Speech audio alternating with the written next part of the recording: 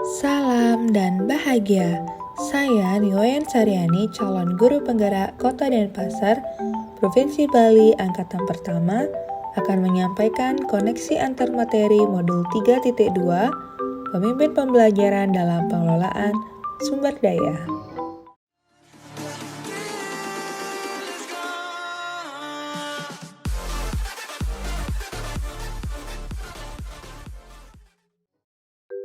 Kita awali dengan pengertian sekolah sebagai ekosistem adalah sebuah bentuk interaksi antara faktor biotik, unsur yang hidup, dan abiotik, unsur yang tidak hidup.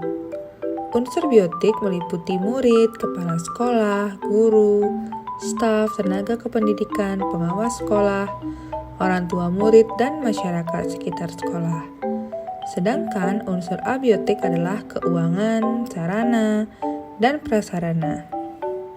Adanya pemimpin pembelajaran dalam pengelolaan sumber daya memiliki peran sebagai pemimpin pembelajaran yang menggunakan pemahaman berbasis aset dan kekuatan dalam pengelolaan sumber daya demi terciptanya pendidikan yang berpihak pada murid yang berkualitas dalam ekosistem yang positif.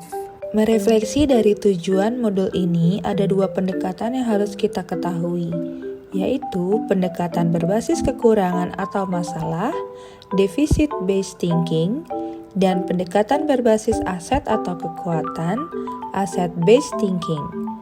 Pengembangan kedua pendekatan tersebut terkait erat dengan asset-based community development, ABCD, atau pengembangan komunitas berbasis aset, PKBA.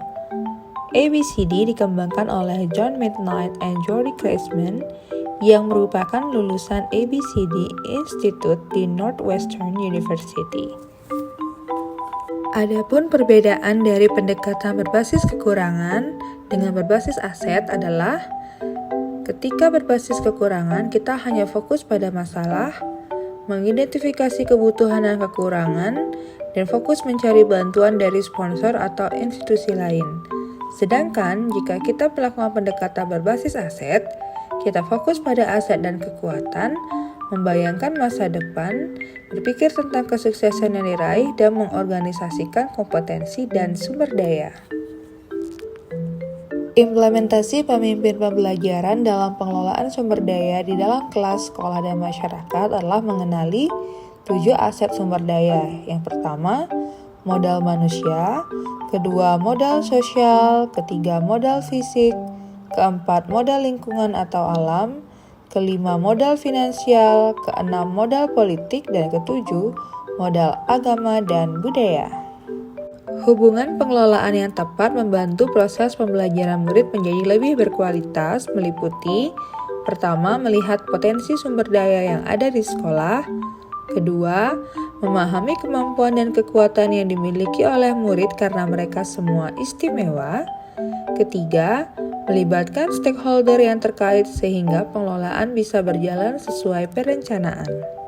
Hubungan materi modul 3.2 dengan materi lain, pertama, dengan filosofi pendidikan Ki Hajar Dewantara, yang mengatakan bahwa maksud pendidikan itu adalah menuntun segala kekuatan kodrat yang ada pada anak-anak agar mereka dapat mencapai keselamatan dan kebahagiaan yang setinggi-tingginya baik sebagai manusia maupun anggota masyarakat. Nah, kita fokus pada kata kekuatan, dalam hal ini adalah aset atau potensi yang dimiliki oleh siswa. Nilai-nilai telah melekat bukan lagi daftar keinginan atau wish list. Nah, dalam hal ini nilai-nilai ditumbuhkan lewat proses dan pemaknaan atas pengalaman sehingga memiliki dampak positif serta bisa memelihara emosi dan pikiran yang positif. Perubahan yang berbasis kekuatan, aset, dan potensi melalui visi guru penggerak dapat dimulai melalui inisiatif. Nah, hal ini sangat penting dalam mengembangkan visi pribadi, memetakan kekuatan diri dan potensi murid, dan merencanakan serta mengelola strategi perubahan. Salah satu aset dalam pengelolaan sumber daya adalah modal manusia. Dalam hal ini kita akan fokus tentang keberagaman siswa. Seperti yang kita ketahui, setiap siswa memiliki karakteristik yang berbeda. Maka dari itu, sebagai guru kita harus bisa memahami pendekatan dilihat dari kesiapan, minat siswa, serta profil belajar. serta mendesain pengalaman belajar yang bermakna, menantang, dan relevan dengan bervariasi seperti produk, proses, dan konten dalam pembelajaran yang menggunakan differentiated learning. Segala pengetahuan dan teori yang kita dapatkan dalam modul guru penggerak harus dilakukan dalam kesadaran penuh atau mindfulness untuk mencapai kesejahteraan psikologis, well-being. Mengambil peran sebagai pemimpin pembelajaran dalam pengelolaan sumber daya bukanlah hal yang mudah. Kita harus memiliki coach mindset dan juga strategi coaching akan sangat membantu kita dalam menggali permasalahan yang ada sehingga kita bisa menemukan solusi terbaik dari apa yang kita hadapi. Peran pemimpin atau leader dalam pengambilan keputusan selalu dilandasi oleh 4 paradigma, 3 prinsip, dan 9 langkah pengambilan keputusan sehingga apa yang kita putuskan adalah keputusan yang bijaksana dan adil untuk semua orang.